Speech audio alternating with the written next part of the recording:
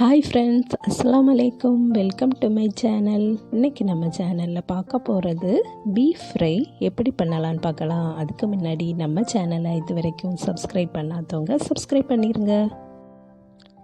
Ingredients பார்த்துடலாம். 2 table spoon பெருஞ்சீரக பொடி, சோம்புத்தூள், 1 table spoon வத்தல் தூள், 1 டேபிள் ஸ்பூன் மல்லித்தூள், 1 டீஸ்பூன் கரம் மசாலா, அதுக்கப்புறம் மஞ்சள் தூள், ஜிஞ்சர் கார்லிக் பேஸ்ட் எடுத்து வச்சுருக்கேன். இப்போ பீஃபை நல்லா வாஷ் பண்ணி வச்சுருக்கேன். அதில் நம்ம மசாலாவை ஆட் பண்ணிடலாம்.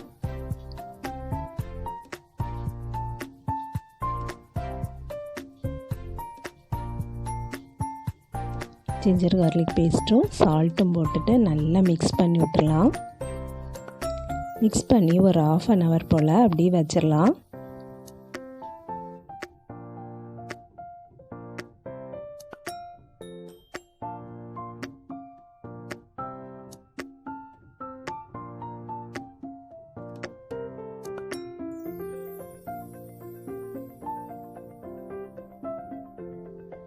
½ hourக்கு பிறகு ஒரு குக்கரில் போட்டு நம்ம குக் பண்ணி எடுக்கணும்.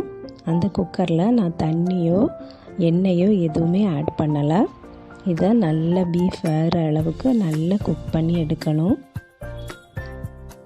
ஏன்னா நமக்கு பீஃப்லையே தண்ணி ஊறத்தான் செய்யும். இப்போ நல்லா குக் பண்ணி எடுத்தாச்சு. நல்லா குக் ஆகிட்டு பீஃப்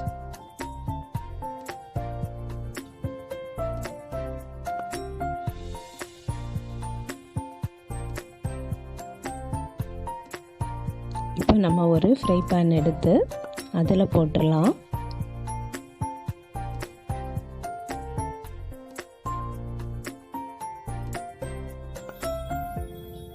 அடுப்பை ஆன் பண்ணியாச்சு. இதில் நம்ம கோகனட் ஆயில் 3 டேபிள் ஸ்பூன் போல் ஆட் பண்ணிக்கலாம். ஆட் பண்ணி ஸ்லோ குக்கில் வச்சு நல்லா நம்ம டீப் ஃப்ரை பண்ணி எடுக்கணும்.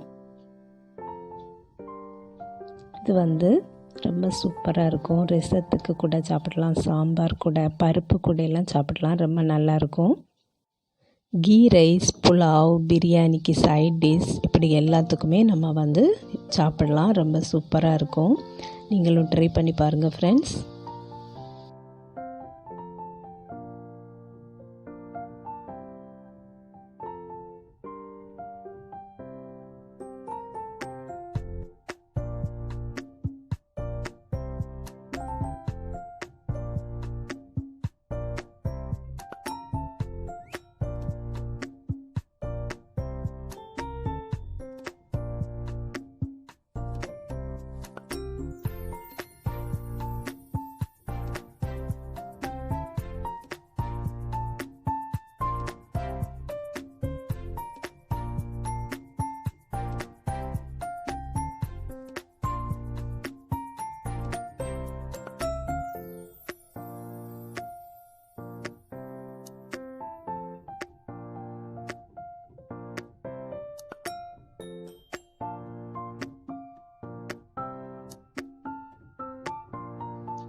நல்லா குக் ஆயாச்சு. அதுக்கு மேலே நம்ம ஆனியனும் மல்லி இலையும் ஆட் பண்ணிக்கலாம்.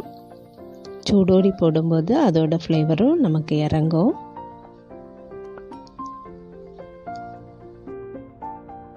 அவ்வளோதான் ஃப்ரெண்ட்ஸ், பீஃப் ஃப்ரை இப்போ ரெடி ஆகிட்டு. நீங்கள் ட்ரை பண்ணி பாருங்கள். இந்த வீடியோ பிடிச்சிருந்துன்னா லைக் பண்ணுங்கள், ஷேர் பண்ணுங்கள். நம்ம சேனலை இது வரைக்கும் சப்ஸ்கிரைப் பண்ணாதவங்க சப்ஸ்கிரைப் பண்ணிடுங்க. நெக்ஸ்ட் வீடியோவில் வேறு ஒரு ரெசிபியில் சந்திக்கிறேன். அஸ்ஸலாமு அலைக்கும்.